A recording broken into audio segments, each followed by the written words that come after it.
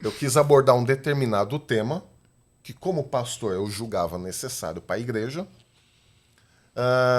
Foi um pouco baseado mais no Antigo Testamento. E uma premissa hermenêutica que eu uso sempre é: ok, temos que ver Jesus em tudo, mas também não devemos forçar, não sei o que vocês pensam disso, mas eu também acho que se um texto não fala sobre Jesus, também não devemos forçar só porque toda a Bíblia tem que falar de Jesus. Porque senão, querendo forçar Jesus num texto, a gente acaba querendo que o texto diga algo que ele nunca pretendeu dizer. Sim.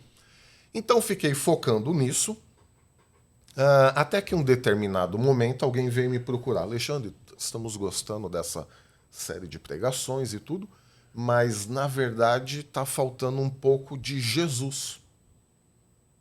Né?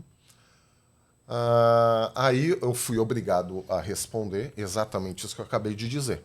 Sim, porque eu, como pastor, eu vi uma certa necessidade da igreja em ver estes textos.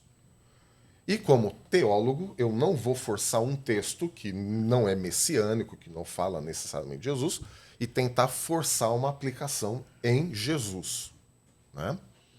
Mas eu te entendo, porque como cristãos nós temos que ver Jesus em tudo. E o que eu fiz? Eu parei um pouco e retomei uma outra série de mensagens. Sem nenhum tipo Para de equilibrar. problema para equilibrar. Por quê?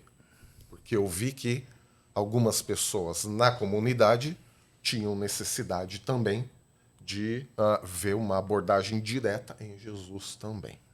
Né? Então, na prática, o que eu vivi foi isso. Né? Sem necessidade de entrar em conflito nem nada, vamos, né, resolver isso com sabedoria.